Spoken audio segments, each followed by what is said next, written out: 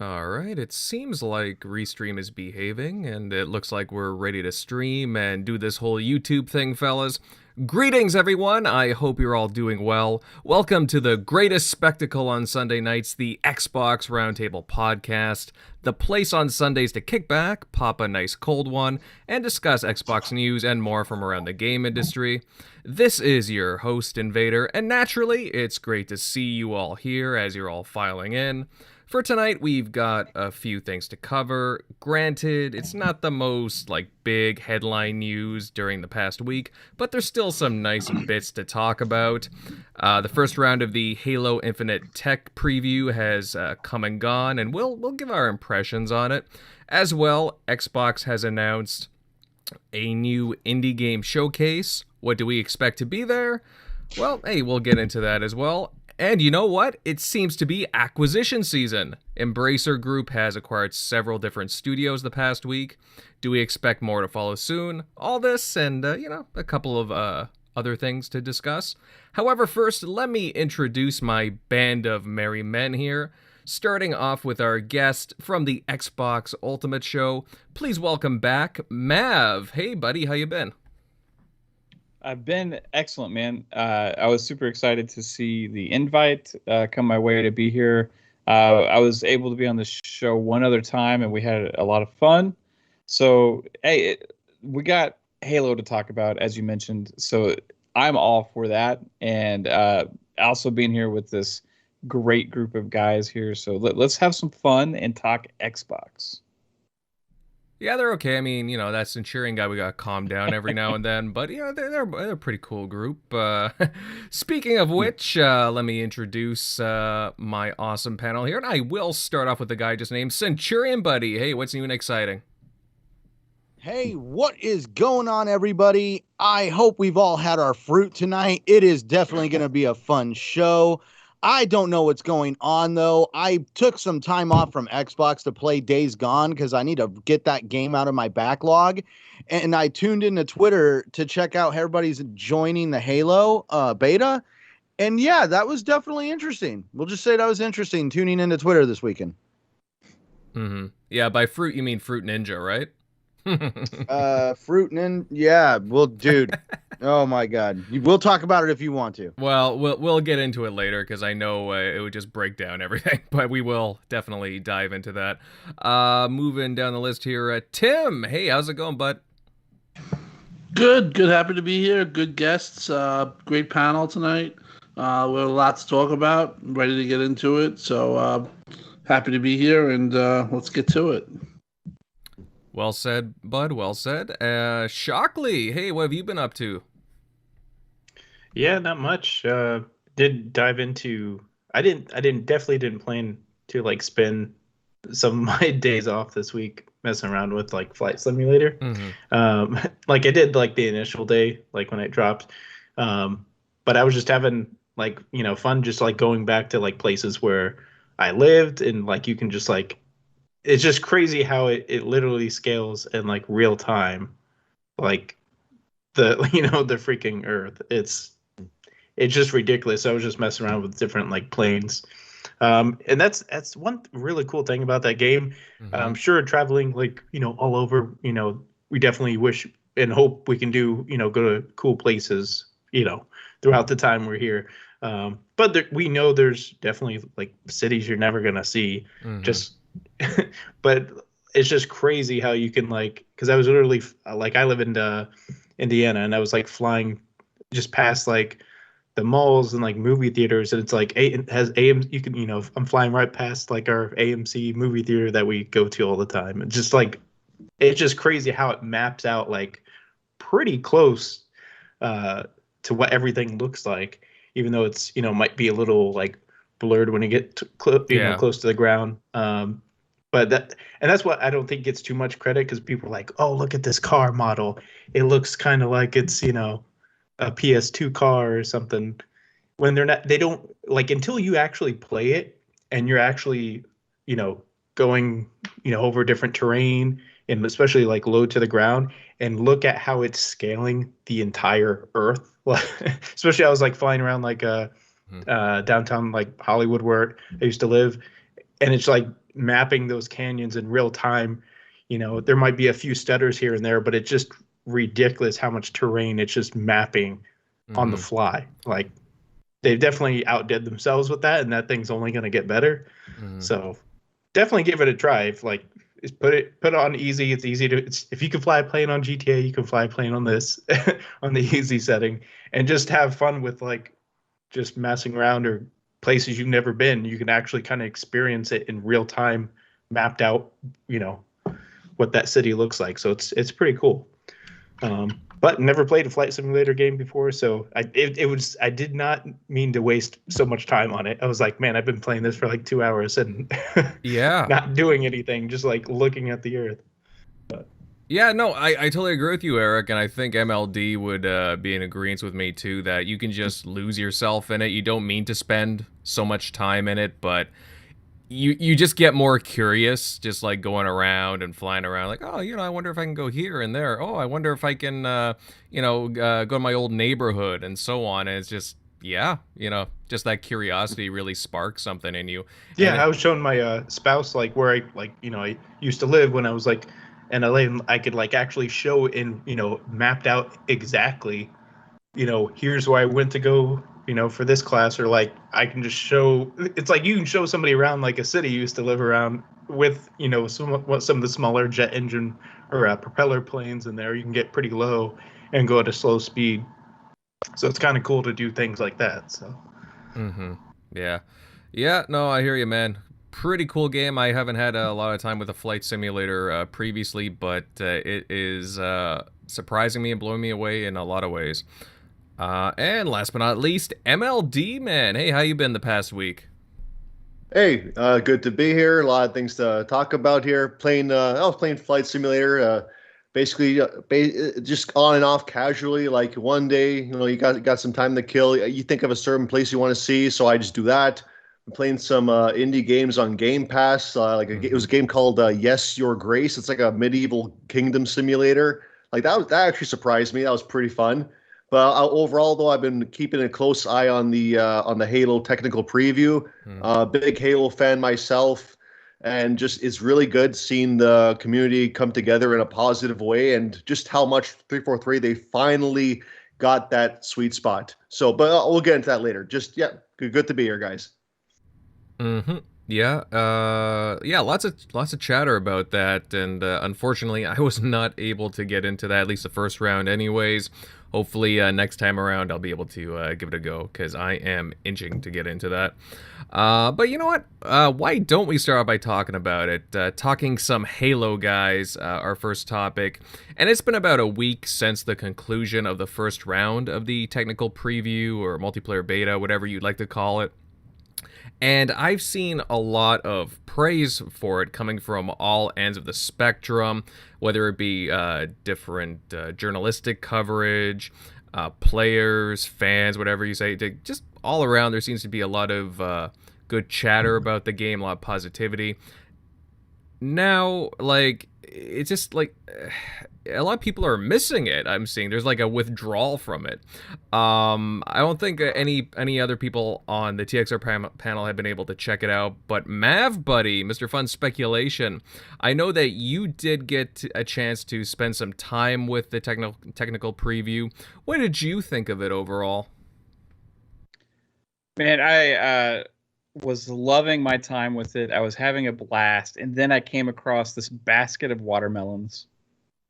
And I just stopped in my tracks, and I got so upset. I had to turn the game off and walk away from it. And I'm like, really? Gaming is like this today? Come on now, Nah, I'm kidding. Wow.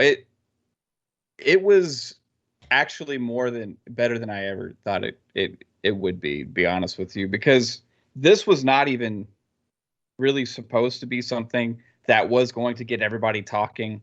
It was not really supposed to be something that was meant to create this ultra hype, It was meant to be something to test their servers, and we were playing against bots for the most part, right? There's only 3 maps that we got to try, and they put them out in stages. They increased the bot difficulty level in stages, and we only got about 3 hours of PvP. All right. But in that time,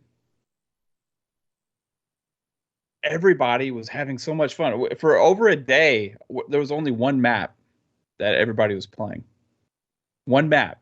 And I never even heard anybody complaining. People were playing in the same map over and over again for like 8 hours straight, in love with it, playing against bots, right?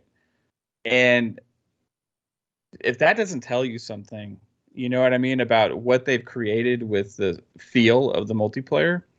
And when I go back and think about how it felt to play that, it felt like Halo 2, Halo 3, but fast, right? With modernized. It didn't feel like 4 or 5, right? It had things from 5, but it had the feeling of 2 and 3. And if you're like a Halo purist, then you know what I'm talking about, right? It's that freedom of movement. It's that always being able to shoot. It's that melee grenade shoot skill, right? It nailed it. They nailed the movement. The maps, personally, felt like instant classics to me. They felt like Halo maps, not like Halo 4 maps, not like Halo 5 maps. These felt like Halo maps, right? They were the right size. They had the right look, right? They just, everything about this was pretty spot on. They're like, if you want to get nitpicky, there's definitely nitpicky things to go over with, right? But as far as the success of this flight, not only did it work for them what they needed to get the information for, finding new bugs or testing the servers and all this stuff, but it did something else. It actually it ramped that hype up that they already had this momentum that they got at E3, and it just jacked it up to 11. Because all you saw on Twitter, besides the person complaining about watermelons, was just all out wow. Like this was what people wanted from Halo. So I'm super happy with it. Like the movement, the gunplay, maps, the systems they've created for the free to play look like they're going to work. Like as a Halo fan, it's refreshing. It's super refreshing to see. Mm-hmm. Now, let's say, how do I put it? So, I mean, there's a lot of things we could go over. What was your favorite new weapon, would you say? Because they had a few new ones on trial there. Oh, so they had what was it? The B-78 Commando. Yeah. That's what it's called, I think. Yeah, the Commando, they had the Skewer, the Bulldog. Yeah, Bulldog. Yeah, right? the Skewer. Geez, they had. I think that for me it was the Commando. It took a little while getting used to, because that game, that gun scoped in is kind of like, whoa, it's all over the place, right? So you got to get adjusted to that. So if you unscope it and you just use it like like you would a battle rifle without the scope, you just kind of aim for the head. That gun is a beast. So you gotta get familiar with it, gotta get used to it. But the Commando is a beastly gun. The Needler, though, it feels new. It feels like refreshed, right? Like they brought the power back to it, so it feels like a legit power weapon now. There's just a lot of things that they did. There was something called the Heat Wave. Yes. Right. That was a really cool gun too, because it has 2 firing modes. You can do a vertical, and that's like more if you're shooting against like one target, right? And it'll do maximum damage if you line up the shot right. Or you can do a horizontal shot where it's more forgiving with your aim, but also it's going to do less damage. So if you're aiming at multiple enemies, or if you're going for hey, the guy's kind of far away or whatever, you want to make sure you get a hit, or he's like one shot, it's really smart how they did a lot of these things with the aim down sights, with the sprint. They got a lot of those factors right. There, like I said, there's some nitpicky things you could go over with, but as far as the guns go, like I can't really find too much. I know that 3-Bit, who's on our show on Fridays, was talking about the aim assist. It seems like they kind of took it completely away, mainly because this is crossplay, right? With PC, and you don't really need it for the most part, but for some guns, you can really feel it, right? Especially like the sniper rifle and stuff like that. So playing with the controller, it can kind of take some getting used to there. Also, this is from my wife. When the enemies, when you kill them, they drop a grenade. They kind of have this like orange glow under them, and for her, and also for another guy that's a huge Halo fan that I'm friends with, named Jasper. When those grenades drop and you see that orange glow, it just immediately makes you think, oh no, live grenade, right? So you like want to jump away, but it's just like a light under the grenade for some reason. So that would be something that they could change. I did hear about some, a lot of people didn't like the outline, like the color outline of the player models as well. That's customizable too. So you can choose what color you want. So I saw a lot of people changing the colors, and the reason they did that is so that way there's no more just blue and red, right? So because one thing, this is going to be free to play, right? So you're going to be, one of the ways they're going to make money on this game is by selling things like coatings for the armor, for paint, like paint, customized style, all these different things, right? And most people play a lot of Team Slayer and modes like that. And if every game you're in, you're either blue or red, it takes away all the customization that you spent on your Spartan, right? For me, it didn't bother me whatsoever. I think it could just depend on certain colors that certain people may not be used to. But for me, I actually preferred it. I saw some people changing the colors, though. That was interesting. Like I saw one guy change the enemies to yellow outlines, and they stood out like glaringly. So I was actually considering doing that. I heard it was also helping people that were colorblind, because they can kind of flip it to the color that they can maybe distinctly see better, and it's easier than just like when they were just like blue or red, and that was it. So that's what I've heard as well from some people in the community. Yeah, I've heard some people. There's like some ultra Halo purists that want absolutely nothing to change, right? They just want Halo 2 or Halo 3 remade. You know what I mean? But like this has all the feel, but it does a lot of things in a modern way to make it feel new at the same time, right? So. There's just little things, man, but really it's hard to pick anything. That's why the haters are picking on watermelons, like it's just not much. So does that mean that the Bazaar map is your favorite because of the fruit?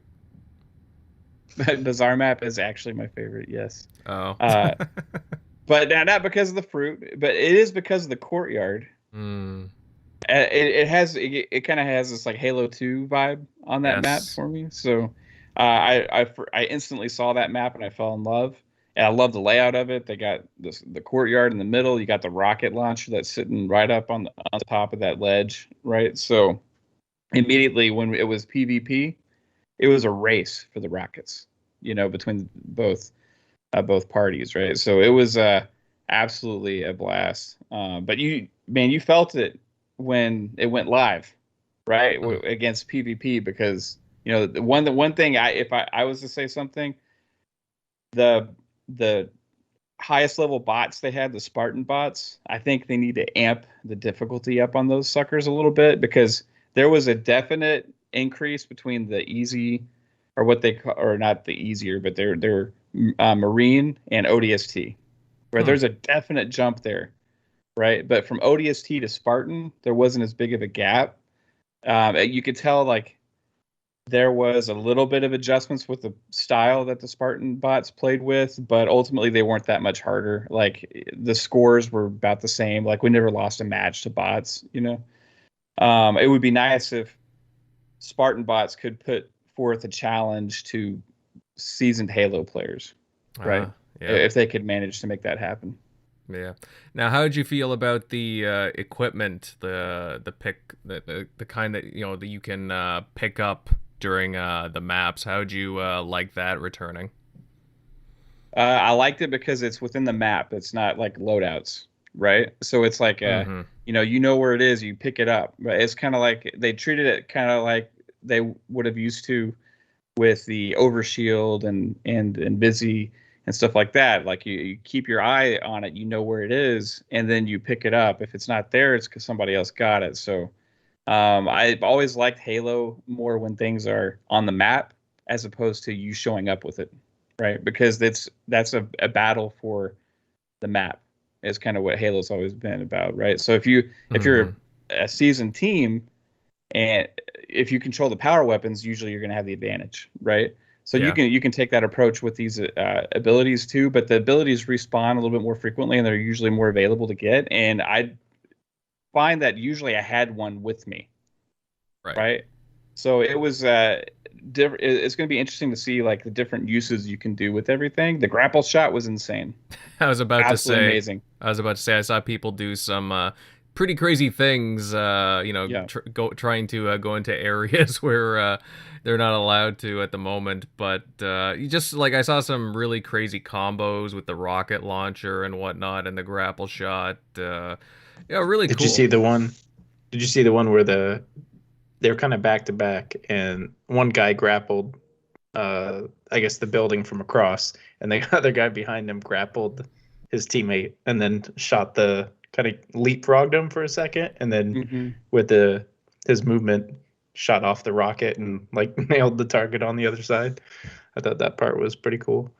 But people were going nuts with some of they kept trying to do like trick things with the grapple, and we're like finally nailing it. So those were pretty cool to see. It's going to be nuts once they start, once Forge releases and people start doing trick shots and stuff with that. Yeah. Oh, yeah. Yeah, it's gonna Has a be high great. skill ceiling. Looks like it. Mm-hmm. So like earlier today or yesterday, I can't remember when it got posted, but you had talked about fruit, Mav, and somebody was complaining about what was it? It was on Bazaar, right? They were complaining about what was it? Yeah. The fruit models or something. We got to talk about this. So there was two different posts right after the Halo beta was super popular. There was somebody that posted a video. They actually went and took the time to make a video of somebody shooting individual watermelons in a basket in Call of Duty, right? And then compared it to shooting the watermelons in the basket in Halo, right? And in Halo, they're kind of like one thing that looks like a bunch of watermelons. So when you blow it up, they all disappear. But in Call of Duty, because Call of Duty is so modern, right? The watermelons are individuals, right? So you can blow up each one. So to this person, that means Call of Duty is superior to Halo because of the watermelons. And then there was another post where somebody was comparing the hand animations on reload, saying how dated Halo's like pistol reload mechanic was. That one got a lot of attention too. You know And how many people would bash the living shit out of that sniper that they showed off? If they put that sniper in this game, the Halo community would trash this game to oblivion. Yeah. Like it took them like 5 seconds to reload, and it's just not practical. That's not what Halo is. It's not practical. You have these little grunts, and all, like the whole world is not practical. It never has been. The ragdoll physics. Yeah. That's not what this is. It's a space war. Exactly. The sniper is made for it to just pop off rapidly. Yeah. Yeah, It just shows how low-hanging fruit, no pun intended, that people are reaching for. Like, if these are the biggest problems, then I think Halo is in pretty good shape. Oh yeah. So it just goes to this like everything has to be compared mentality, right? Like some people are just always looking for something to point out, right? It has to be something. And for Halo, for some reason, it's been Call of Duty, right? that they always point against. But does any Halo fan want Halo to be more like Call of Duty? Nope.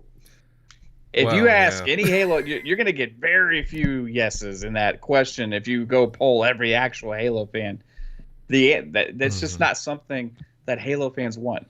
Does anybody playing in a multiplayer match in Halo, when they're shooting each other, having fun, trying to win the game, stop and look, when I accidentally shot that basket of watermelons,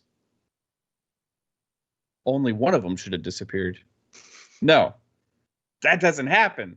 That's why they didn't even bother. Like, there's certain you can pay attention to detail where it's necessary, and I would say for some games it may be more important to do little detail things like that, right? In some games it's not, and in fact I would say most games it's not. Right? It depends on the type of game you're making. It depends on where the developer wants to put their resources and spend their time, where the artist, what they would rather spend their time on. Things like hand animations, things like baskets of fruit are pretty relevant in a multiplayer map, in a match. It really there's nothing you can really pick apart about the hand animations thing. I don't even know what they were talking about. I think it was 30 frames per second. I think that's what it was. Okay. What was that on the Xbox One? No, supposedly the animations on some of the animations, Alex Battaglia of Digital Foundry said that some of the animations are 30 frames per second, and he'd really like it to be fixed. It's supposedly going to be fixed. It's distracting, he said, but. Well, it is like a months-old build anyways. Like, yeah, it's technical 2 months old. Yeah. But, listen, the overall reception, as we, talked about, was tremendous. The stuff that we're talking about now is kind of humorous and stuff that, it came along after the initial, response, so I wouldn't, I don't think we're putting any credence into it. It's more or less we're having fun with it because it's so silly. But overall, I know for a fact that the 343 team has been very motivated by the response, and it was like a shot in the arm for them, because if you remember, last year at this time was a very dire time for them. They were getting bashed. Craig, 343 was getting joked about. The delay was announced, which was really big news. And it was, it was a hard time for them. So, they went with this year, delay, which, to be honest, was the smartest thing that they could have done. Because you could still see there's still some work to be done.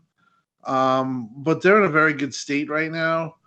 But if they had tried to push this out 6 months, or try to push it out, multiplayer first, campaign second at the holiday, it would have really kind of hurt the experience.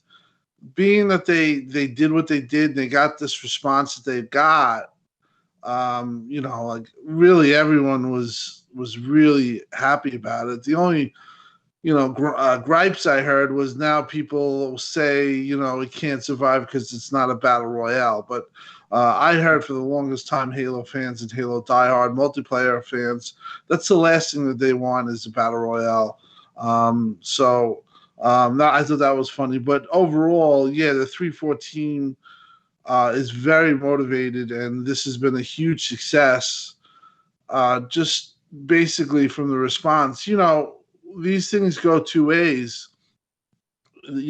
Fans are very critical either way. But if they enjoy it the way they did, like people, explaining, he was explaining that it was just people playing one map and they were satisfied.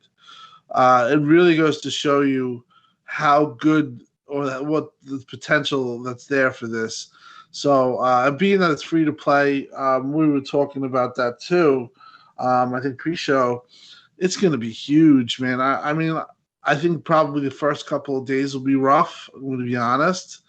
because you're just going to have so many people trying to get into play. They're going to be swamped. Yeah, they're going to be swamped. And usually more or less it takes a day or two for either, any big time, multiplayer game to really catch their feet. So I do see a real, a big numbers the first week. And it's just good that they went with the year delay, and now you're starting to see things pay off. Mm-hmm. Now, Tim, you brought up Digital Foundry, and if I remember correctly, last year, like you said, they got a real shit kicking because of the Halo Infinite reveal, and things weren't going as planned, right? And they had to delay everything, and Digital Foundry had come out and analyzed everything, and well, it wasn't very good. Well, this time around, Digital Foundry did some tests across the technical preview on all the platforms available, and they had a lot of praise and good things to say about playing the game on, well, most of the platforms, really.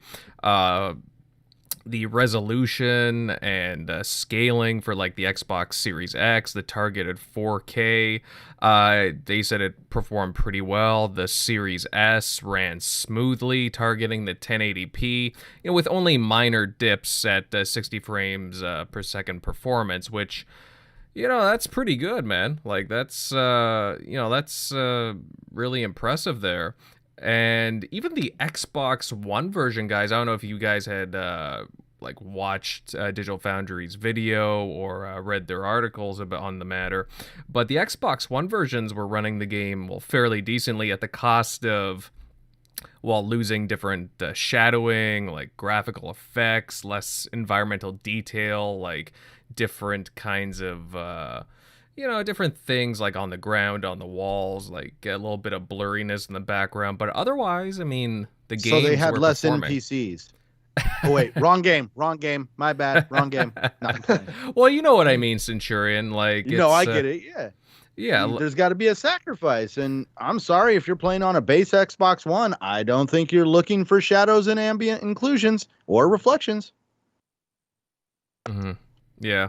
Well, I mean, we all knew that something had to give with regards to the older hardware, but I don't know. Like, I was looking at different comparison screens, and really, it looked pretty good overall. Like, again, like I'm not saying I tout Digital Foundry all the time, but like for an outlet like this to come out and give a game praise that they were crapping on before, a year before, I mean, that's that's a pretty good sign, I would say. Anyways, if they're winning over those guys, then good on 343. Like, Centurion, do you think that 343 is getting some deserved love and feedback now from all the improvements and the technical preview? Oh, definitely. I mean, let's just say the mood and the general conversation about 343 and the state of Halo 3 is a total 180 from where it was this time last year. They definitely kind of weathered the storm, took their blows, and now here they are. We're about to have Halo Infinite released on us all. I've been hearing nothing but praise come out of the social, no matter where you go in social media, where they're talking about gaming, everybody's talking about the Halo Infinite multiplayer beta, and it's starting to give me reminiscing of Halo 3 from back in that day when everybody was just sitting around talking about wanting to play the multiplayer or talking to those who did play the multiplayer. I'm totally looking forward to it. And 343, I really hope they keep this momentum going. And I really hope also at the same time, how can I say? I hope this changes the mood inside the company, because let's face it, you don't have the world kick the crap out of you and talk all this smack without it kind of messing with the morale a little bit in the building. And now we're getting nothing but praise for them. So I really hope this boosts things and kind of really helps get things cranking over there to where we're going to have a really, really great launch and with little to no hiccups. Hopefully, the only thing we got to worry about is how long we got to wait to get into a server. Oh, yeah. Well, Well, hopefully we have another preview not too far from now. I am dying to get into this and try it out.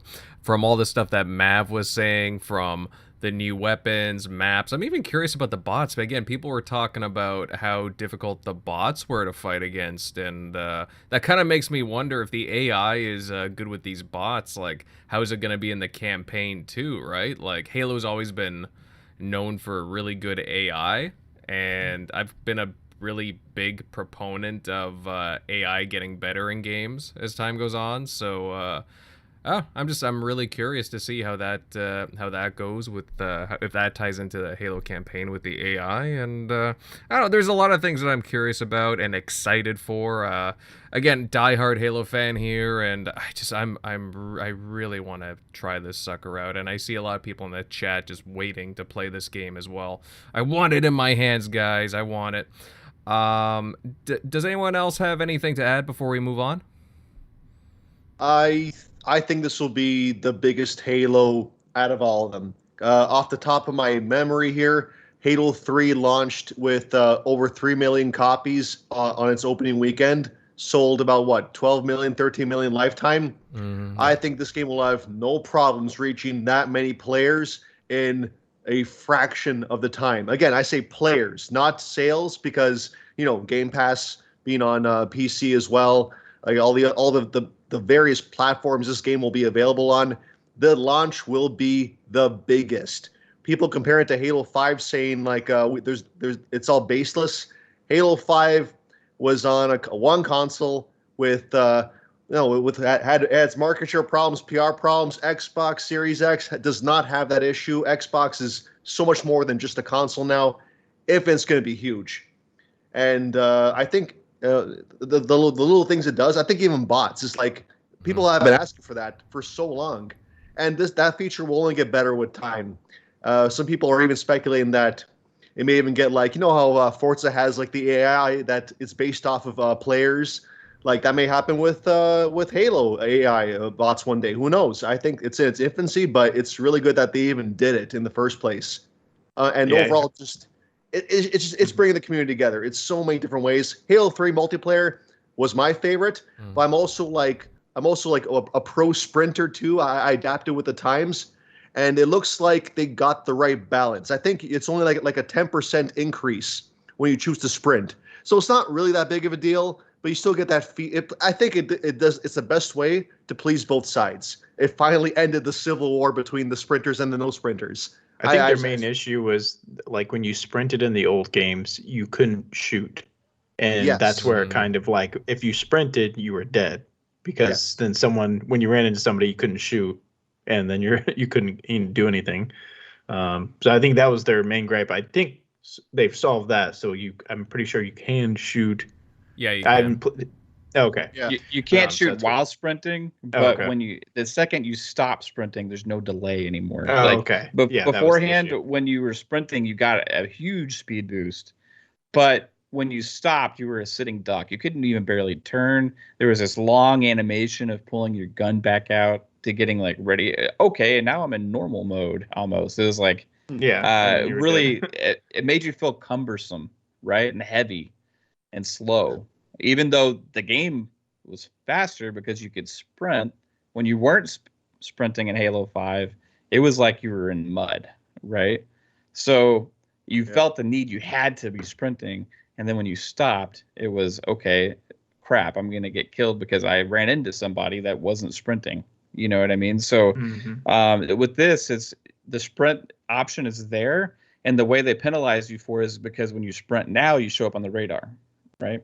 So when you're moving normal speed, you don't show up on the radar, which is different from the previous Halos where you had to crouch walk or not move, right? That was the only ways of not showing up on the radar before. Now sprinting makes you show up and shooting, right? So that makes it even more interesting. So that's your penalty. And also, you can't do it while sprinting. So, but like it's perfect. They absolutely nailed it. Because I was like you, I was like, no sprinting, no aim down sights, right? But even the aim down sights is like traditional Halo, right? But it tricks people because they remap the default controls to the left trigger. and it's still got the like Halo 5 style aim down sights, right? Where it's, but like the battle rifle, it's scoped. The commando, it's scoped. The sniper, it's scoped. You're not looking down like the pistol in front of your face, looking down the hair triggers, right? Like they did everything smartly with the aim down sights, with the sprint, to where it's like modernizing it, but it's not making it Call of Duty, right? So they nailed it. They did it. Somehow they did it. Mm-hmm. Yeah, and I think that's what's important to a lot of old Halo fans. It's just Halo retaining its identity. Halo does well when it does its own thing. So I'm just happy to see that, and I just can't wait to see the whole package when this all launches. Campaign, multiplayer. I'll admit I've never been a big Forge guy, but I'm still really curious to see what they have planned for that. I know a lot of Forgers out there, so there's a lot to look forward to there. And frankly, I'm very curious about Firefight too.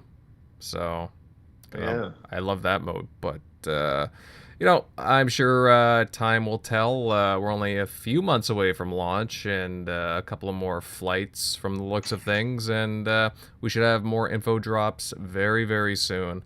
But yeah, I'm really looking forward to it. A whole bunch of the guys in the chat are, and yeah, I mean, I think this panel is pretty conclusive that Halo's back, baby, and cannot wait to play that sucker. All right, fellas, I think we'll move on to some other news now. And Xbox has announced a brand new ID at Xbox Indie Game Showcase for August 10th. So that's only a couple of days away, so pretty close. This is, again, in partnership with Twitch. And from the sounds of things, there will be quite a few new titles revealed, as well as some that we seem to have known about. Centurion, what are your thoughts on this showcase? What do you think we'll see here? I think obviously we'll see some new stuff, but do you think we'll hear about some games that we haven't heard about in a while? Well, we should hope so. I mean, the game that is MIA right now, we got Scorn, we've got Crossfire that could be potentially considered an MIA. I mean, there's a good deal of games that have been mentioned a few times over that went very radio silent for about past year and a half, 2 years. I mean, I'm kind of curious on where some of these games are. I was looking forward to them at the event back in March. Didn't see them there, but ironically though, they did appear in the roadmap for Game Pass of 2021. Remember seeing that little image of all the games that are slated for 2021 and beyond, and you saw Scorn actually on that list? Mm-hmm. Yeah, I remember seeing that roadmap there, and Scorn has just been a very elusive title. It's one of those ones that everyone is very curious about, even if you're not like a huge kind of scary game horror fan. At the same time, it's a very curious game, and when it got announced, everybody was like, what the heck is that, at that third-party event over a year ago. And yeah, it's as far as I know, it's still on track to come out this year, but wouldn't it be nice if it had a release date around like Halloween or like a week or two before? That would be pretty sweet, huh? I think that would be a very good time for it, because Scorn is one of those games where there is a lot of confusion when it comes to what it is, because of the fact that it has air quotation marks gunplay. But it's actually more of like survival horror. It's not first person shooter. It's not supposed to be like Doom. And it's, oh my gosh, who was the did the art for Alien? H.R. Geiger? Yeah, that's correct. Yep.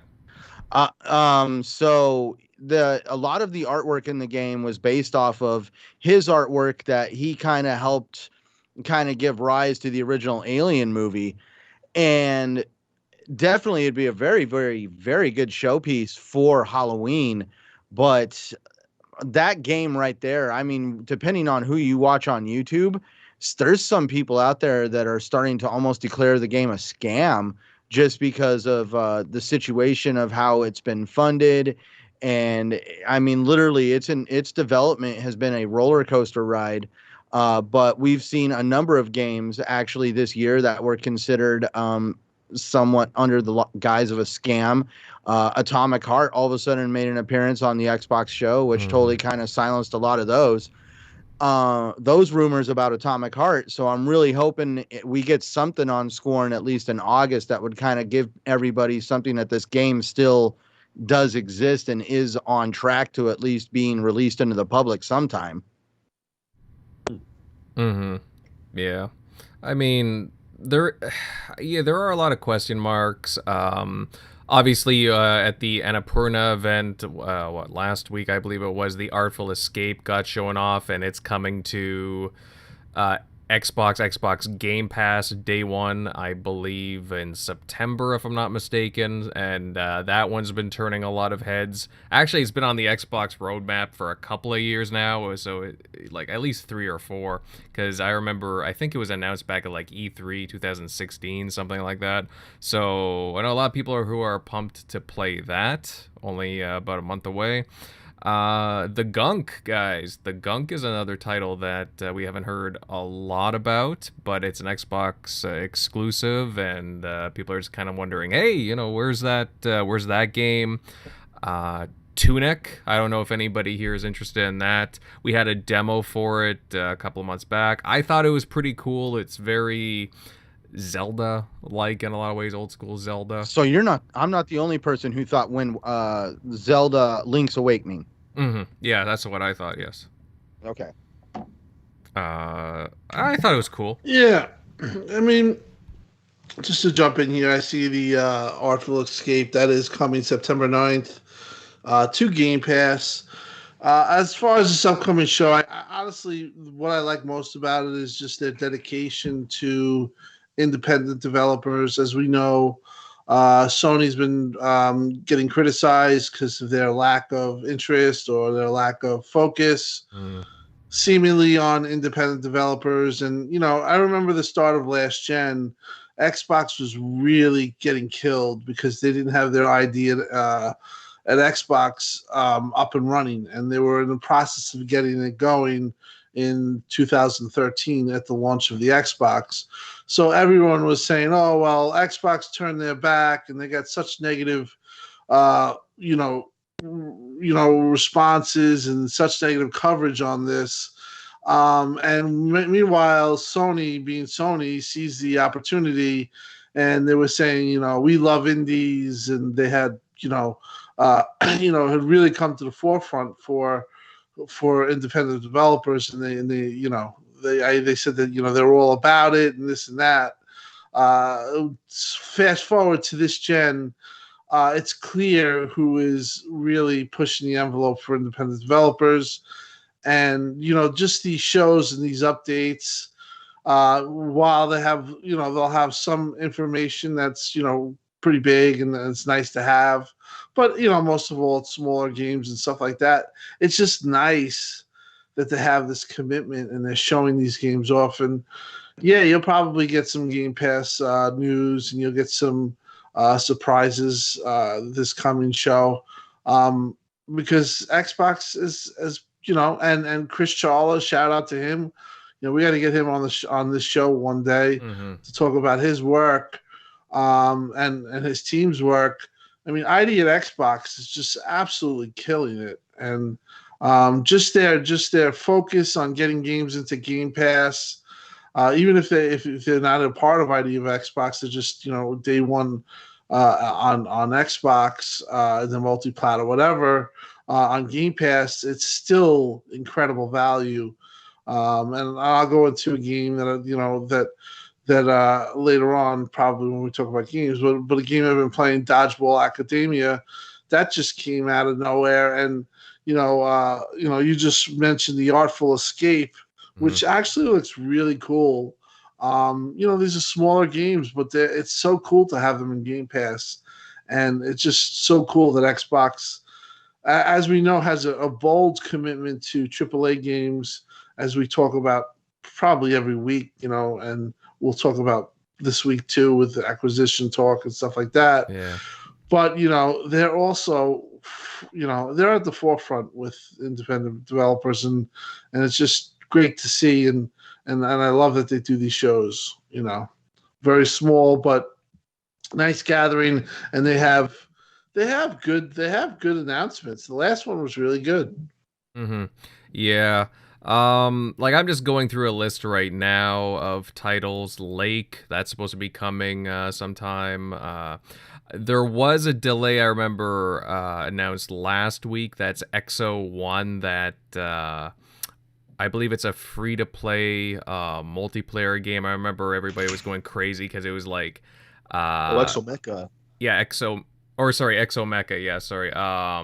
It's like like a crazy like mech game where I don't know, it's like all over the place with like different abilities, giant mechs. I think I saw like a dragon mech or something. It's like really crazy, but graphically it's really impressive and it looks like a lot of fun.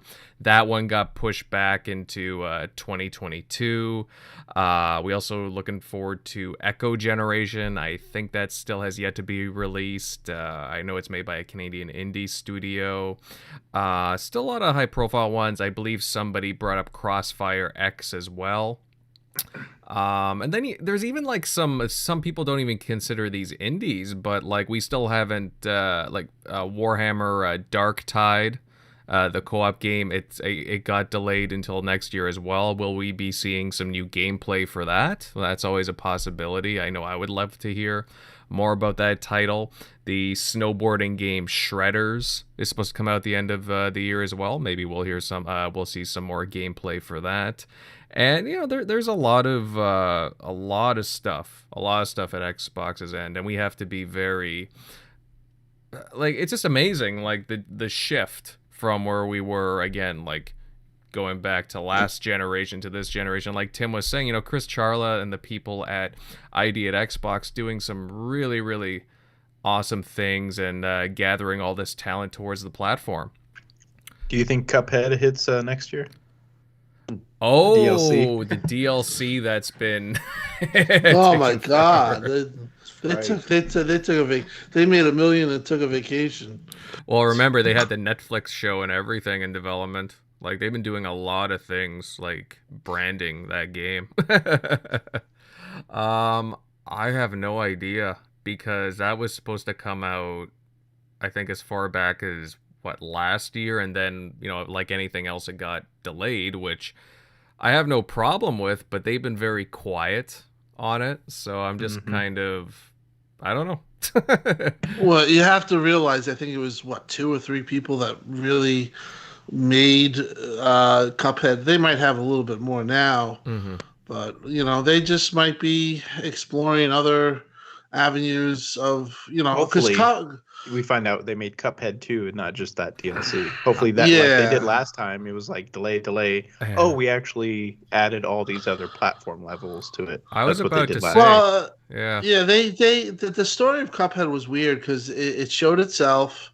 People fell in love with it. I remember playing it in 2015 E3, and it was okay. And when it came out, I believe in 2017, it was a vastly different game. They really, changed a lot of stuff and they made it much better. I just think that right now that it's the IP of just Cuphead and just the property of that is probably highly lucrative. Like you said, there was a show on Netflix. They're probably exploring all types of avenues.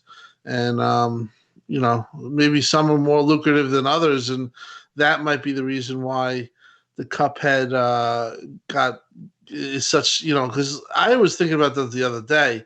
They announced that, I think in 2019 on the Xbox E3. Actually, it might have been 18, to be honest with you, Tim. Was it 18? Yeah, it was a real long time ago. Yeah, I think it's supposed to come out in 2019. Yeah. Yeah, so they're a wild card, but yeah, they have to make another Cuphead. It would be a huge hit. I mean that, or at least then I'm sure Xbox would buy up that studio or buy up that IP, because Cuphead, just in general, even though it was a great game, there's something to be said about just the intellectual property It's just really cool art, really cool, characters. Cuphead could be a face of Xbox if they, there was time when, there was no games at the time for Xbox. This was so Yeah, it was like deprived of Forza and games. Cuphead that year. Yeah, and Yeah. Cuphead had this little small game, and it did well. It scored 90 on Metacritic and or came close, and it held its own. And they went multi-plat. They said they would never, but then they went to PlayStation and they went to PC. I'm sure they went to Switch, right? Yeah, they did. So they explored all those avenues. I'm just wondering what they're exploring. They who knows? They might just, at this point, they might just cook the DLC and just, like you said, make a Cuphead 2. It is interesting with all these indies how they just one after the other keep joining Game Pass as their launching point for the Xbox platform.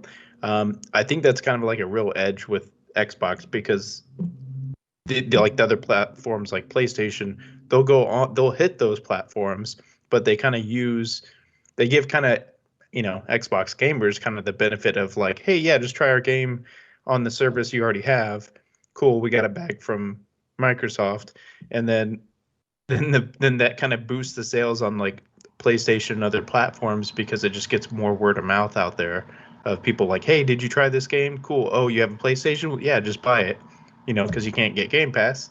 So then it boosts their sales overall, but it benefits Xbox gamers, and it seems like they keep doing it one after the other. Hades, like all these other cool games that are just coming straight to Game Pass, and they see it, as a big success. So it's pretty cool. If they keep doing that, it's going to be awesome, where it's like you just have flooded with indies that supports Game Pass in between those weeks where there's not an Xbox first party game, and then Xbox gamers benefit. Mm-hmm. Yeah. Sorry, you were saying something, MLD? Oh no, I was just saying, like, it's just amazing, like how the Xbox seemed to crack the code on this. Like, indie devs, which are traditionally tight on cash, they get paid for exposure. Usually, it's you pay for exposure, but now it's like they take money on the table and their sales increase even more. Like it's a no-brainer. Like we said this last week, it's Xbox looking after the little guy. It's free PR. It's so simple, and it's win-win for everybody involved. Mm-hmm. And it's good that we have 3 showcases this week. We have QuakeCon, Gamescom, where Xbox is there, but they also, on top of that, they'll make a show again for the little guy. Like, they're covering all their bases, and like Expo, it's just a really, really a big improvement here. Like, I'm loving this side of Xbox. Mm-hmm. Yeah. Now, it's been brought up a few times that, I mean, the show did go well. The last one, the first indie showcase back in March, it did have a few nice announcements. However, I remember the commentary about it being, and I think this has to do a lot with the Twitch streamers that they had on, that again, because it's done in partnership with Twitch, that everything was just kind of it ran a little too long.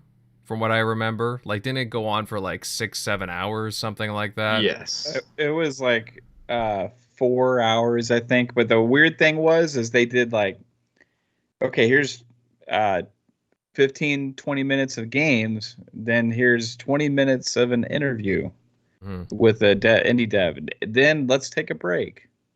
Then here's 20 minutes of games. Then there's a 20-minute interview. Then let's take a break. So like I think. Pacing was cool terrible for what it was, but I don't think they really had they needed to set clearer expectations, I think, possibly with people, because there's a lot of streamers and stuff that were planning on doing like live streams for that, and it was just kind of unstreamable event, really, because it's just too long, lots of downtime. And so there was a lot of complaining about that stuff. However, the meat and potatoes of it was great, because if you just take all the stuff that they showed and focus on it, there was really good stuff at that showcase, right? Mm-hmm. So maybe they learned a little bit with how they presented it the last time for this show, and maybe they didn't. They're going to do the exact same thing, and they're just saying this is what we're doing, and that's cool either way. At least now people can kind of have an understanding of what it's going to be. But yeah, the games stood out. You know, they're in a really good place, and even at E3, what they announced that replaced game. Yes. Right. That stood out. Everybody's like, whoa. And then there was one more that had the aliens and stuff where it kind of looked like Inside in a way, but it was like there's aliens and Somerville. stuff. Oh, the Yeah, that one. Yeah, that one stood out a lot. So you guys are right. There's a lot to show. There's a lot coming. I wouldn't be surprised if the Gunk or Scorn or any of these other games get moved to next year. For one reason or another, there's so much already in 2021 in these next 4 months. I think almost like it's going to potentially, these games are not going to have as much of a chance if they're coming out in November, right? If they're coming out in like late October, right? Like these type of games are great for these like fill-in times, and the fact that we're not haven't gotten them recently or getting them very soon leads me to think that maybe they should go ahead and be, early 2022 or something like that, because man, there's like no letting up right now. It's tough. It is. I can't keep up. We've got the Ascent. Last Stop came out, which a lot of people are saying, hey, you gotta check that out, right? Omno came out. Yeah, I got that's gameplay for that on right now. It's fun. It's fun. It's a surprise game. It's like, oh my gosh, this is actually really good. Then we have all the big hitters coming, right? We got Hades, game of the year winner coming to Game Pass. 12 minutes. Coming. So 12 minutes, yeah, dude, it's crazy if you really think about everything that's about to hit in the next month, 2 months, 3 months, and then 4. Mm-hmm. It's staggering, because I literally, like, Flight Sim came out just a few weeks ago, and we were talking about this before, right? And you guys are on the intros a little bit. I was not expecting to actually have fun with this game. I expected it to be something I was going to say, okay, this is cool, I'm just going to check it out. Man, I was like, I actually really enjoy playing that game. And so it's taking up time as well. So you got Forza Horizon 5 as well. It's absolutely bananas what they have lined up. The crazy thing to think is this is the beginning of what they've been working for, right? So this is going to be the way it is going forward with these releases and all of these big first-party titles. That's what they've been working for. We're just seeing the finally, like, we've been on this like roller coaster that's been ramping up, right? We've been like ticka ticka ticka ticka ticka ticka ticka. We've reached that apex, and now we're gonna have the ride of our lives over the next few years, with everything that they've been working for, and we're on the cusp of it right now. It's just started. I would say with Flight Sim, maybe kicking it off. So they're just hitting it on the nail on the head. Games like these indie games that they're going to be announcing and showing off are just icing on the cake, man.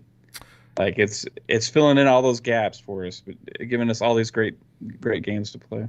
Yeah, they definitely need to take some notes from Nintendo in this area. Only is, hey, when they run those indie sizzle reels, do it that way.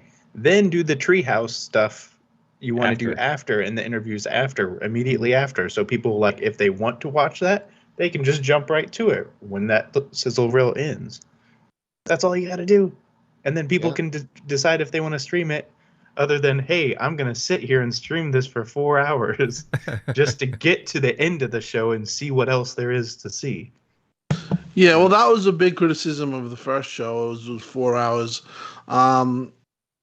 And I had asked and then talked to some people about that, and there was some interesting debate on that.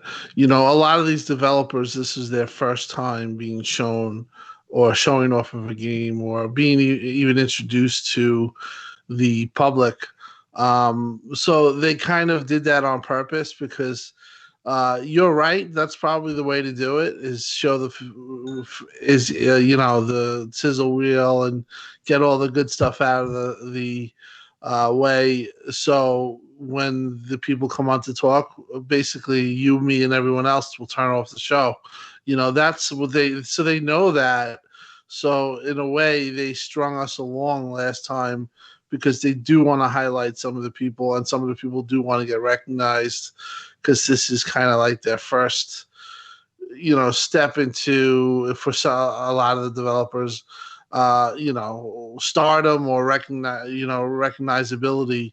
So I think that they did that, but they definitely, you can't have it 4 hours. Yeah. Maybe if you want to do something like that where you want to kind of highlight them or highlight the people that are working on the game, while you still have an audience, just do it quick. Just have it quicker, or have them maybe talk and then show the game while they're talking, and get it over with. Because that was the biggest. People loved the show last time, but they were like 4 hours, and they're like, "You're kidding me!" It was like ridiculous. Because people are just going to not watch it, and then they're not going to see it, and they're not going to see some of those games because they know it's going to be a 4-hour show. Like, I'm just not going to watch it. I'll check Wario 64. Maybe they'll post them, like, here's what happened in this. And then you're going to just glance at it. That kind of looks cool, but I didn't see it in action. So let me just skip over that. And people are just not going to watch it, and you're not going to see the game. It's going to, like, do the opposite of what they, I think, intended. But that's what I did. I just saw like the best of YouTubers just doing that, because I'm not going to watch a 4-hour stream. So I hopefully they find a happy middle here on Tuesday. Yeah, I hope they took our input from the show from a few months ago, because that was, while, again, I do understand that they want to highlight certain developers, and they do deserve a time to shine on their own and showcase their games and their studio. At the same time, it like for us, like, fans to actually, like, watch that stuff, like, it can be a real drag on. And it's not even like just making a negative comment. That's just how it is. That's how it is, because human nature, like, our retention for that long period of time, just, it's not gonna happen, right? Like, sitting through like a 4-hour movie, I'm gonna like space it out. So I don't know. We'll see what happens, guys. I just hope they took our input with that. And I'm looking forward to the show. All kinds of really good indie games coming out recently. And I know a few people have said so in the chat. Looking forward to it. I'm really looking to see some release dates, some more gameplay, and so on. So we only got a couple of days to wait.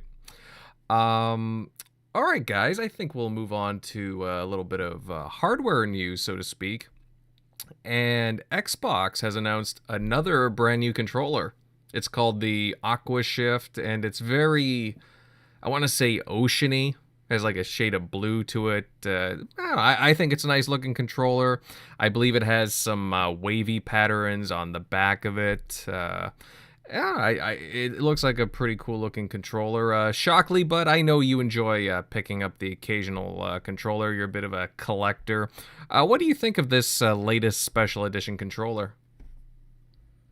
yeah, it looks pretty sick. That one definitely caught my eye. So definitely probably going to use my saved up reward points that I've been earning this year. Pretty much have enough to cover it. So, and you can just buy it right from the dashboard. But yeah, that one looks pretty sick. And then, yeah, I don't understand. Every time they announce a controller, everybody's like, "Oh my God, more controllers than games!" Like, I don't understand. Why is that a negative? I wish I could have more than one actual color for my PS5, other than, hey, here's magenta. Really? So I have a black and white controller for my PS5.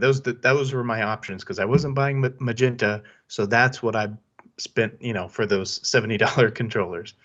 I wish I could have the color options. People, I don't know if they think that the people that are in the hardware side of Xbox that are making that, like, they're still trying to acquire new studios and build new studios, so they just haven't found those right ones yet. So they're actively it's a separate money pool. So that's not like taking away, hey, that money that went into that controller would have made a game. No, that's not how that works. So I don't understand that. Like every time they announce a controller, it's like, oh my god, controllers, no games. I'm like, they're gonna have what, Halo, Forza dropping this holiday, and they're probably gonna have some heavy hitters dropping in, Game Pass. Hopefully, we hear with Crossfire X, like you were talking about earlier. It was supposed to come out like December 2020. So hopefully that drops sometime soon. So they could definitely have quite a few heavy hitters, and they're going to have, games, galore dropping in Game Pass especially. But I just don't understand that criticism. That's not a negative. Just because you have more controllers, yeah, that's going to be a given. It's plastic. I can just make it. They've done, like, Xbox has done everything. They did everything that we asked them as far as in the game department. They put all the pieces in place. It's just you can't make a game in the same time span that, hey, Sony could make another color. They could print that right out now and have it out next month. But they don't. They have the ability, whereas Xbox doesn't have the ability. Just, hey, we have 5 games out from our first party. Like, that's not how games are made. You should be criticizing Sony. Each one of those people that says that, they should criticize Sony. Like, hey, can we have more than one actual color of magenta? Come on, really? You had all those colors on the PS DualShock, cool colors with the DualShock 4, and then nothing. It's almost a year, and we have magenta. Come on. Well, yeah, you're right about just the ability to have some options here. I mean, I think it's a pretty good looking controller overall. As Kratos here says in the chat, I love it. It has rubberized handles as well. Yeah, a lot of people are glossing over that. I really like the design of it. That's the thing about the controllers, guys. I really like it when Xbox goes all out. I mean, I know they used to do this with their big brands. I would like to see it done more with actually a lot of their IP. I remember when Halo 3 came out, I guess Halo Reach as well, and Halo 4, but Halo 3 specifically. I was there at the midnight launch, and I picked up 2 special edition controllers that it was artwork for Halo 3 controllers done by Todd McFarlane, if I'm not mistaken, and they had different designs on them. I just thought they were really badass, and that really incentivized me to pick it up because it was just like something a little extra personality, and that's what I like seeing from these brands. Is anybody here on the panel planning on picking this controller up when it comes out? I think it comes out August 31st. I want to. Yeah, me too. It's a nice looking controller. It's like, I have so many, It's so true. I got 2 design lab, or I got a design lab for my daughter. I got a design lab for my wife. I got a design lab for me, and I didn't need one. I just wanted it because it's awesome, yeah. Right? And I got the Shock Blue. Then I got the one that came with the system, and I think I had bought another one when I got the system just to have an extra one, right? Like, so it's I got like 5 of them. Then I still got on my Xbox One controllers, which, hey, they work on the Series X, right? So dude, I got so many, but I want it because it looks awesome and I can't help myself. So I don't know what I'm going to do. I'm going to get it eventually, probably. I'm holding out for Halo Infinite. I just know it's a gut feeling they're going to make a Halo custom controller for that. I'm holding out for that. So people are calling this the Cortana controller, so maybe this is it. I mean, personally, for me, I have so many controllers, but this one's really nice. It is. So it's like, it's kind of like funny. I mean, Xbox knows what they're doing. They're putting out these really good combination looking, controllers, and it's nice. I remember back in the day when Xbox would put these pretty cool controllers out, and people would be outraged. They'd be like, "You're putting out another controller, not a game." And it was like, it was always, met with that. But now it's kind of cool that they can just come out and be judged for what it is. And I mean, I might get it. It depends. I might go into PC Richards and see if they have it. and buy it on an impulse buy or something like that. But I have so many controllers, it's like it's crazy. Mm-hmm. Yeah, I'm trying to hold off having a fun bit with this stuff. Mm-hmm. They got the mini fridge thing too, right? I Oh, mean, it's like I'm cool by to that. have fun with this stuff. I'm surprised they haven't announced the Craig controller yet. Do you think we'll get that with Halo Infinite? I don't know. Yeah, Like, maybe possibility.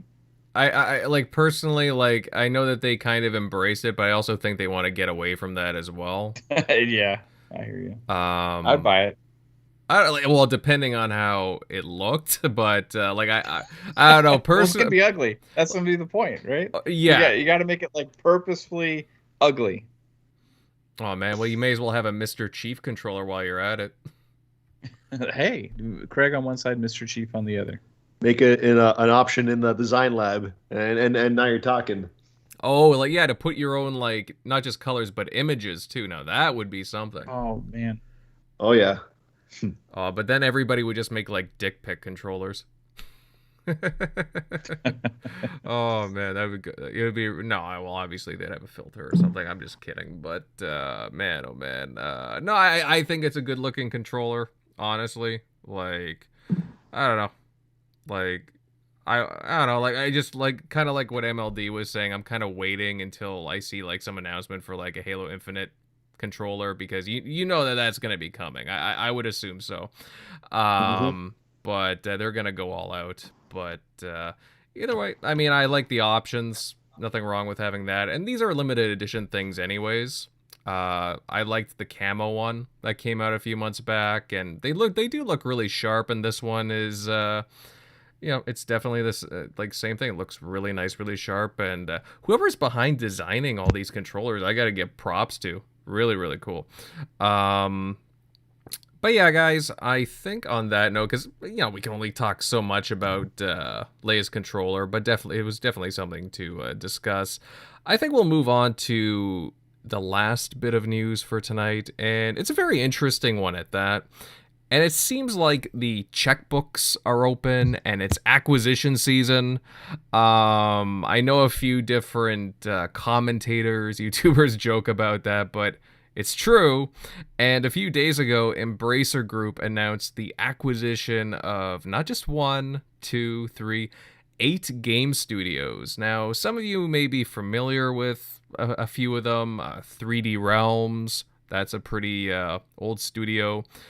Ghost Ship Games, Crazy Labs, Easy Trigger, Deca Games, DigiX Art, Slipgate Ironworks, and Force Field. Some of these I'm not too familiar with. I actually had to look them up because they're either so small or whatnot, or they're just not like, some of them are mobile studios, but a few of them are interesting.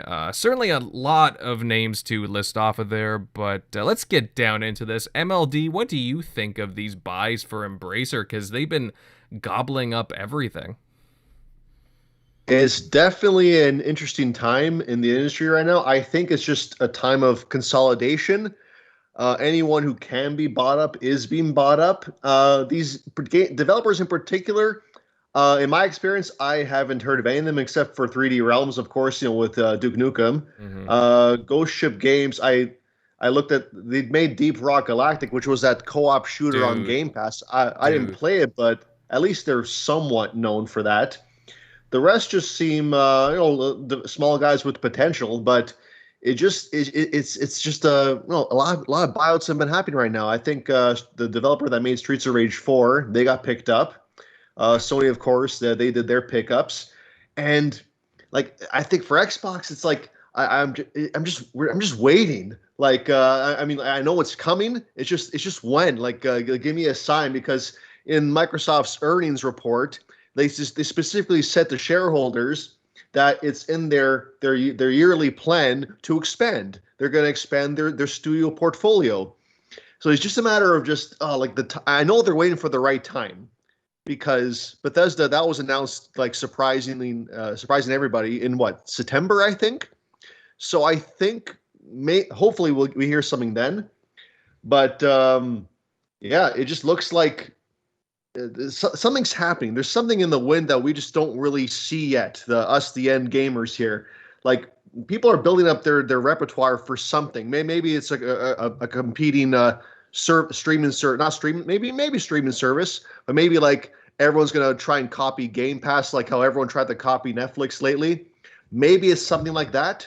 Like that, I'm just speculating, but I mean, if these are the devs that are getting bought out, I can only imagine what Xbox and Microsoft are looking at with their checkbook.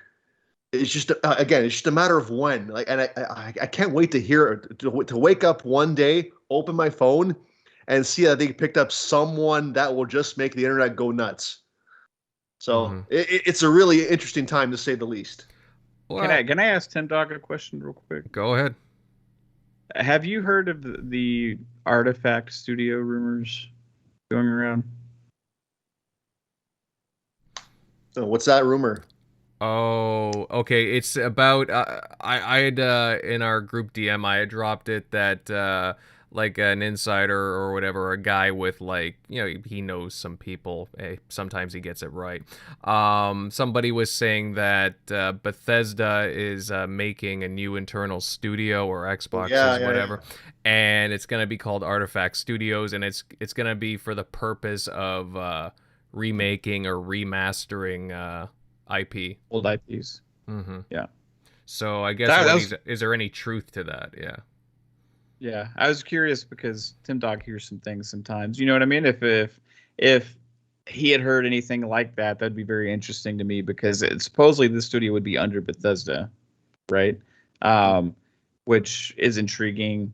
And then also, if that was a true thing, what IPs would they be responsible for? Would they be able to dive into any of the Xbox IPs, right? I would think so. So that was intriguing. But yeah, go into what you were saying about like I think Xbox is probably right there on the cusp to make another announcement.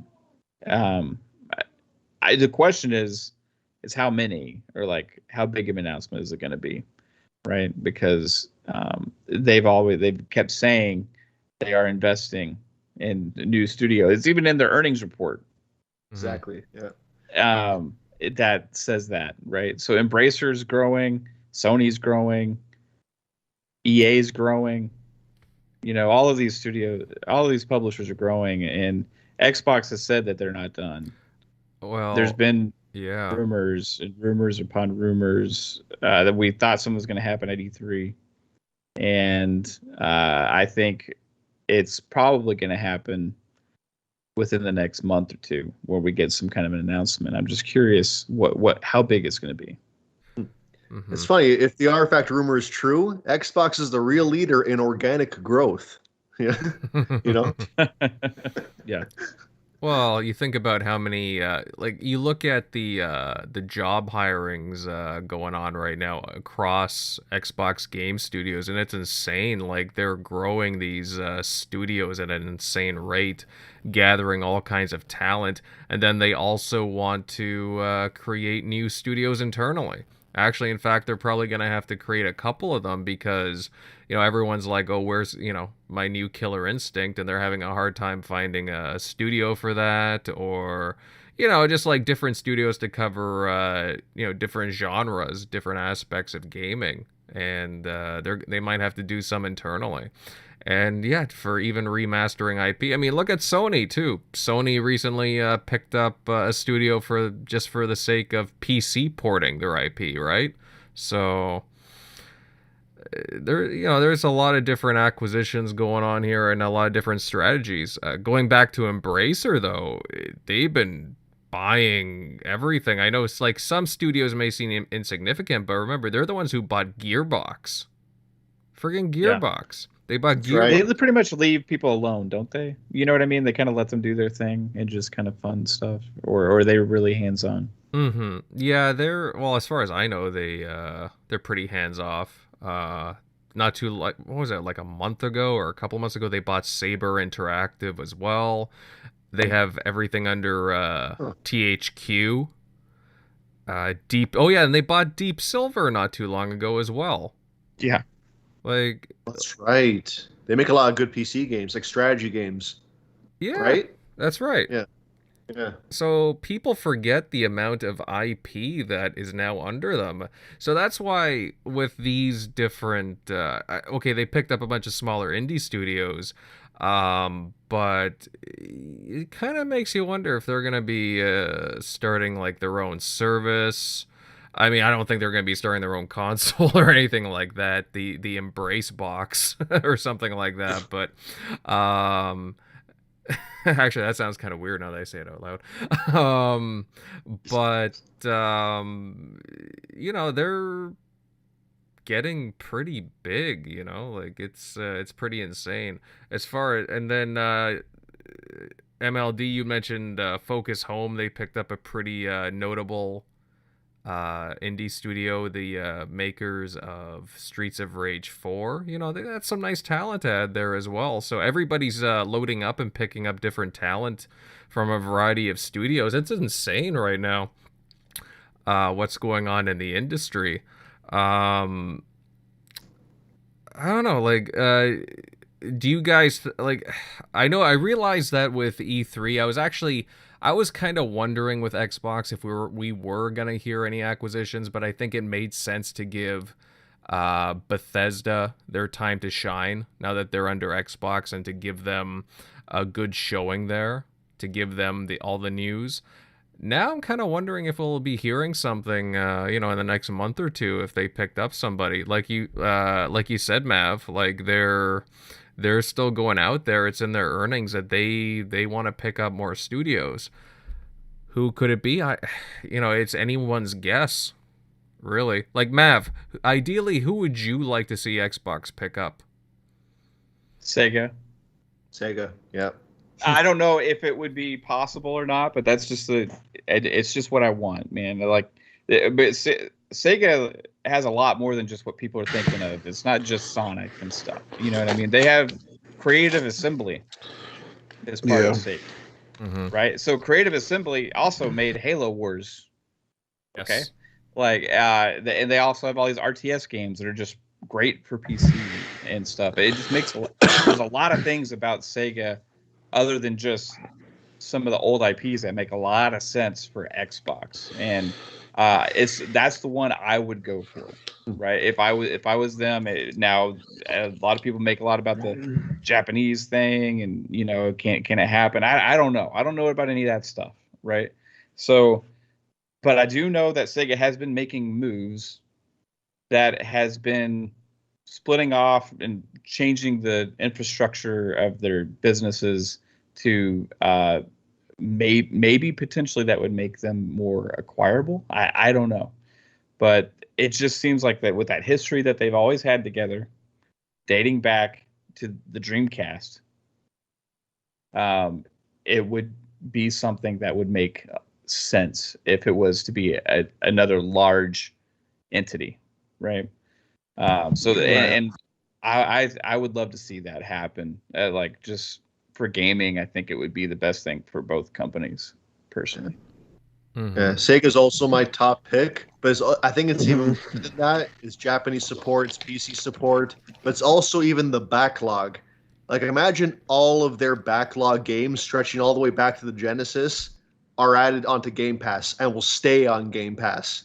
Like, you have gaming history that predates Sony entering the market.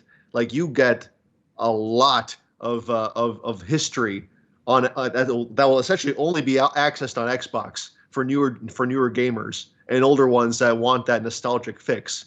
I think, yeah, it's a long shot with Sega, but that would just be it would check off all the boxes of what Xbox needs, like to fill in the gap. Mm-hmm. For me, it's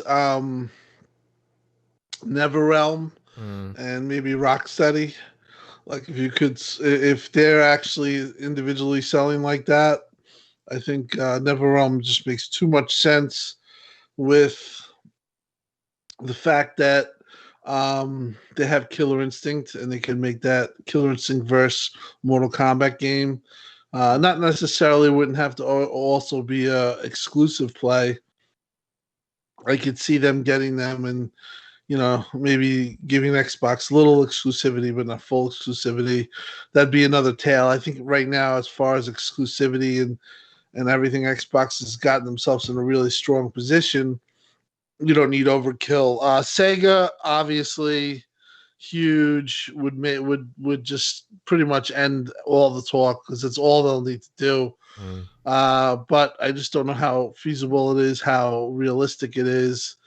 And, I mean, I also like the idea of, Phil talked about getting studios that are more, everyone, or talked about everyone genre games. I do think Xbox should have a little more variety with the kids games, even though it's not for this panel. Most likely we probably would like it, but you need some type of it's nice to have a kid mascot or something to go along, whether it's Banjo or a new IP.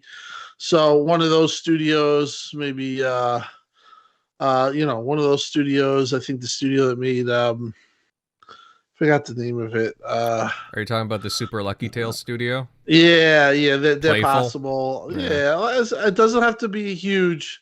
I think at this point they could do anything that they want. It doesn't have to be huge. The Bethesda deal was the deal. By the way, Bethesda's still growing and adding studios. I think they're talking about adding another one. But they've been hiring like crazy. There's still unannounced games coming from Bethesda. But Bethesda was the it was the closer. It was the deal that said, shut the hell up. No more game talk. And that happened, and obviously they did the smart thing. If they had kept these games multi-plat, if Phil had wanted to, breach an olive, breach an olive breach or whatever that's called. I forgot how the olive branch. That would have been a big mistake. So, I think that the momentum that they have now, they wouldn't have if they had made that mistake. You could really see, and I don't like this per se, but I do notice it, and I've been on the other end of it. But people are really starting to see the value that Xbox is giving. The $70 price tag hurts Sony. It's always going to be a kicking point, especially when you have games like Halo, $60, Forza Horizon, $60, and Game Pass value. And then you see these mistakes that Sony's making. Sony's honestly not getting a free ride anymore. They are starting to get, criticized. And I do think that that's going to continue throughout this holiday because they kind of have a weak lineup. And I think Xbox is kind of, it's just with Game Pass and the games that are lined up and the way it's been going, I could see a real solid positive momentum push towards Xbox, and on the other side, kind of a lot of question of what Sony's doing. Sony has been, given this, they've been always considered, untouchable, or the media wouldn't go after them, or they'd be afraid to, or whatever the case may be. I don't think that's the case anymore. I think that they're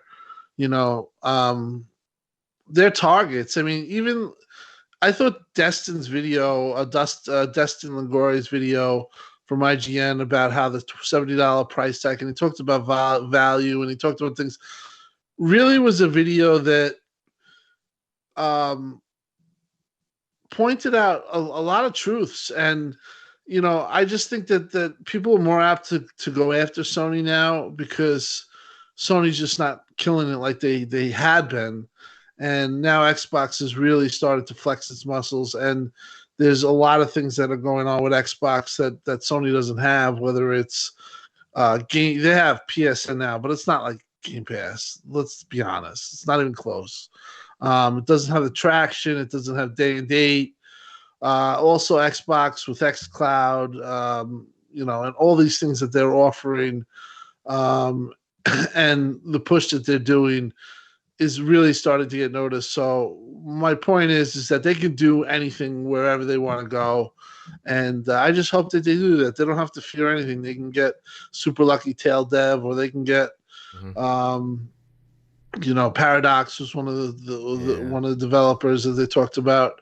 But overall, I think that it's a very good position and fun time to talk about it. But I don't think anything's going to happen imminently. I do think that an acquisition could hold out until could get done behind the scenes and get announced at another Xbox show.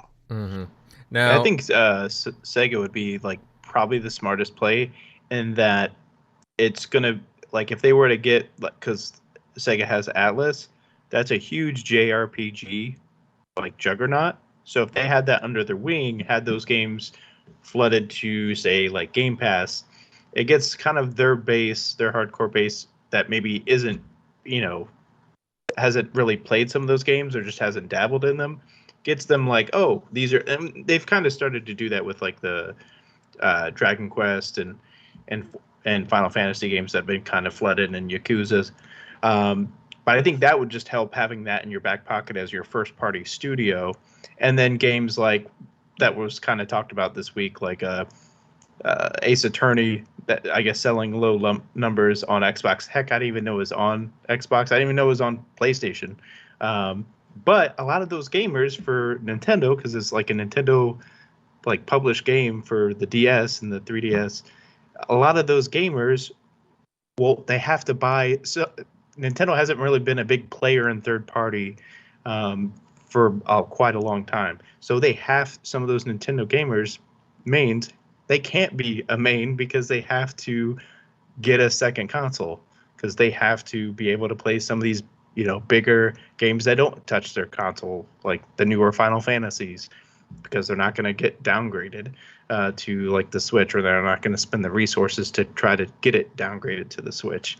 So they have to. So obviously, a lot of those gamers are going to gravitate. Okay, well, let me just buy a PlayStation, and so that's where it might do numbers on PlayStation, because some of those gamers are just Nintendo gamers that just decide to get it on PlayStation. So they kind of gravitate towards that. Whereas a lot of Switch owners that when they get that second console might not be thinking, buying a hardcore Nintendo fans might not be thinking to buy an Xbox. So obviously it's going to do numbers on that, and then maybe not so much on Xbox, because a lot of Xbox gamers didn't have it, maybe a DS, and didn't touch that game. So, but when those games get skipped from Xbox, because they do lose some of those, like the used games, that are pretty good, they get just completely skipped. But the Switch gets it, and the Switch can barely run it, or can't really run it at all. Like the newest used game that just came out, it runs atrociously, but it goes to that platform, but doesn't come to Xbox. So that's where that kind of could help, because then it's like, oh, wow, all these gamers are either spending money on this first-party studio, like Atlas Games, Persona games coming to Xbox, say exclusively, or just flooded on Game Pass. And then they're like, okay, this is definitely a viable, there's no reason for us to skip a used game or some of these other more niche JRPGs, because now they're playing a lot of these constantly. So that could just help their whole gaming, fan base and morale, and get them into that genre which they may have never touched. Right. Tim, I don't know if you heard Mav's question earlier. There's this rumor, I guess it started on Twitter a few days ago, about Artifact Studios.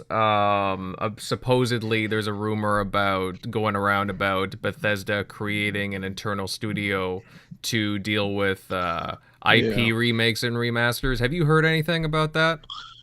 I do know the source of that. That was a Twitter user. I forgot. I used to follow him.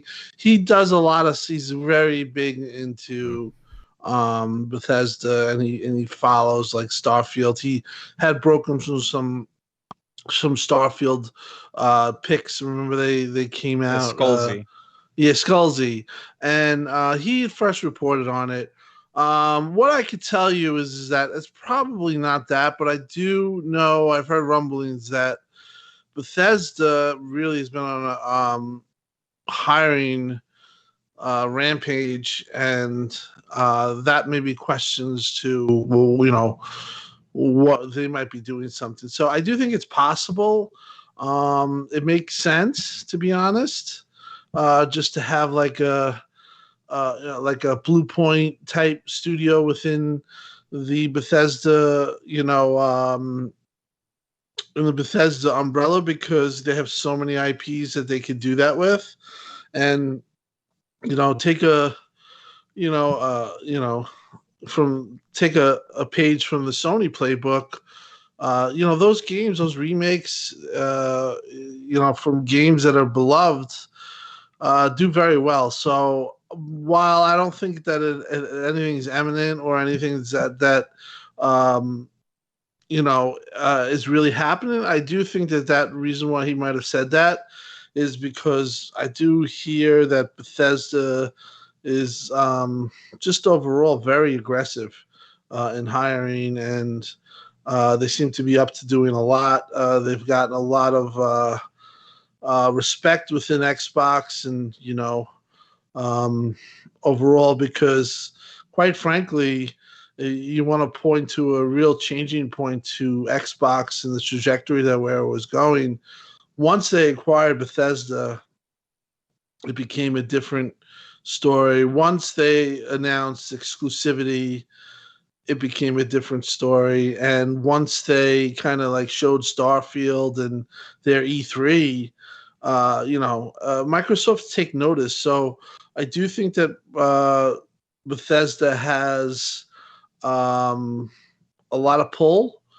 And I think that their ambitions are big, and who knows? It could be another studio within themselves that they're growing. There has been rumors, but like I said, I just think that they're an eye of. We talk about acquisitions and all this stuff. You can also do what the Initiative did, and other studios. You can create a studio within itself, and that wouldn't be hard to do. The Artifact idea or the thing that was presented by Skullax, think about it. You don't need a specific set of developers, and you have all the talent really within Bethesda that you can, if you can take a person that's from, like, let's say id, and you can move them and you can make them the head of the studio, and or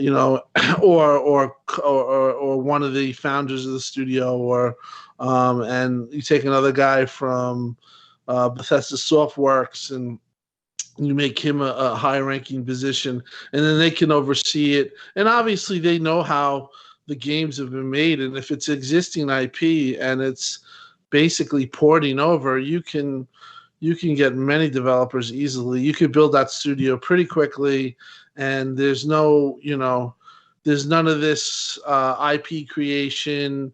Like with Initiative, it took a long time because they had to come up with an idea. They had to come up with certain specific talents. Here, you already know the roadmap. You're going to remake. What would be a remake? Quake. Modern, whatever you want to say.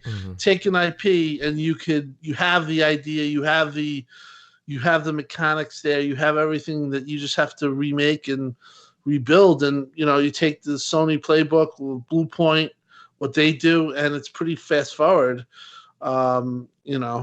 I think Blue Point would be a perfect acquisition actually for Xbox, because you could just throw them under Bethesda and then do something similar to that. So, but the overall point is that, while we might not have acquisitions announced and stuff, from 2018, Xbox has been super aggressive in hiring, and I've covered this over and over. They've been hiring people within all the studios. Studios like Compulsion said they didn't want to be small. They grew. They got their own. Now they're going to have their own location and studio, and they're going to have supposedly 120 developers. You're talking, that was a studio with 45 developers. I'm so curious what they're working on, Tim. Yeah, so me too. So, but the fact is that they're being very aggressive, and I do think that Xbox has a lot of things on the table, but they also have probably developers throwing themselves out at themselves too, because they can see. You look at what happened with Psychonauts. That game went from being probably a cool game, okay game, to a different story because they had the backing of Microsoft. Developers take notice. They've noticed. So there are probably a lot of opportunities, but it's foolish to just go into something like that and not be conservative. And I think Phil and everyone at Xbox or that's in position for this, they like the idea of growing organically, as some have others said, and they have been doing it, and they've been doing it really a lot for a long time. Mm-hmm. Yeah. No, just again, with all these acquisitions going on, it seems like I kind of want to say that Xbox kind of triggered all of this. I think the Bethesda ZeniMax acquisition really sent like a shockwave throughout the industry, and really made a lot of publishers not nervous, but just kind of look at the landscape of things and be like, yeah, it'd be a good idea to just start supposedly acquiring more. This, not to interrupt, but to your point, supposedly the story of Phil Harrison saying he's out after learning about the Bethesda deal is actually true. Wow. So that just goes to show you, that was such a huge deal, and you can see how huge it is, still paying dividends to this day. Xbox had a lot of narratives that were poking at them, and people would just, you'd have certain people who just would constantly push at it. Like I said in a tweet a couple of days ago, it's very hard to poke holes in Xbox right now. It's like, bro, we knew this time was going to come, and I told people that, we're saying, counting days without exclusives was foolish because the time's coming. And now we're in the midst of, even though some of them are double A or indies, you've gotten the Death's Door, Ascent. You got Death's Door's Ascent, Flight Simulator, which is awesome. Psychonauts, 12 Minutes, The Artful Escape, Halo, Forza Horizon, and then Shredders to end the year. I mean, yeah. That's a lot of games, and it's there's a lot of notoriety with that. Yeah. Hey, Tim, it's okay though, because they still have their watermelons. Oh man, you see, now you're making me want to go get some watermelon. Damn. Refreshing. Yeah, especially in the heat. Don't get the Halo ones though; those ones are bad. Make sure you get the ones from Call of Duty. All right, now I'm just gonna make a margarita. All right, guys. I think unless anybody has anything else to add to this, anyone? No? All right. I think on that note, I believe we'll end off the night and close things off. To everyone that joined us live tonight, thank you for tuning in. If you happen to enjoy our banter tonight, hey, consider dropping a like, subbing to the channel, and share this out across various forms of social media. We covered a myriad of things from the Halo Infinite tech preview, courtesy of our buddy Mav here. A new Xbox Indie Showcase, Embracer gobbling up multiple studios, and much, much more. I gotta say, really fun show tonight. Very, very enjoyable conversations. But hey, you know what? On that, let's get to the outros, and I'll start off with our guest, Mav Buddy. Thank you for coming on again. It's been a real blast. Where can everybody follow you at, bud? Hey, yeah, thanks for having me again. It was great talking to everybody here. Halo's awesome. Okay. Twitter, you can find me at Fun Speculation, where you can check out all the updates for our channel, which is on YouTube and which is also called Fun Speculation, where we have the Xbox Ultimate Podcast on Friday nights at 9 p.m. Eastern. Also, coming back, not this coming week, but the week after, will be Fun Pop Podcast, which is Wednesday nights at 10 p.m. Eastern. And we talk on that one, we talk Marvel, DC movies, TV shows, and more. And also, me and my wife kind of do this thing on Saturdays occasionally called the Mav and Fancy Show, where we just kind of talk about whatever, food and just nonsense. And then catch me streaming, guys. I love hanging out with people when I'm playing games. So you'll see me doing that quite a bit. So stop on over to Fun Speculation and say hello if you ever have a chance. So again, I appreciate it, everybody here. Thank you so much. And the chat was awesome. Oh, totally. Yeah, and shout out to Caitlin too. I saw she was pretty active in the the chat there, making some interesting commentary. Thanks for joining us, Caitlin. But yeah, guys, thank you, Mav, for joining us. Moving on over to the TXR crew, I'll start with MLD. Bud, really strong show tonight. Where can listeners find you at? Thank you. Twitter is at MLD Ghost. YouTube is General MLD. Always love talking Xbox, loving what they're doing. And this is going to be yet another great month with the Indie Showcase, QuakeCon, Gamescom. There's just so much to look forward to. And looking forward to the next chat. Indeed, my friend, indeed. Tim Dog, buddy, great perspectives, dialogue as always. Where can everybody follow you at? xCloud Tim Dog on Twitter, and also at Xbox. If you want to play Xbox, you can send me a message. If I'm in the area or playing a game that's multiplayer, I definitely will possibly entertain it. Been playing Dodgeball Academia. Give it a try. It's a funny game, and it's on Game Pass. Thank you for Fun Speculation for showing up. Great job. Excellent insight on Halo, and real detailed and good perspective also on that. Thank you for that, and I'll see you next week. Yeah, so I'm just looking at the game right now, Tim. I might download it. This Dodgeball Academia. I'll give it a shot. I never heard of that one, man. I gotta check it out. Look up right now. Yeah, totally. I'll give it a go. Moving on down the list here, Shockley buddy Eric. Good comments tonight. Really good stuff. Where can everybody follow you? Yeah, as always, you can follow me at Shock Nero on Twitter, Easy Shock on Xbox Live. But yeah, good show tonight.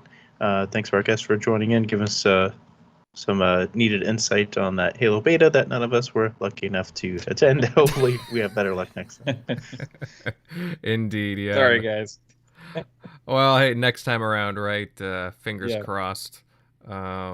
But yeah, no, good stuff, Shock. And Centurion buddy, Mr. Arizona, my friend, always a fun time with you hanging with us. Where can everybody follow you at?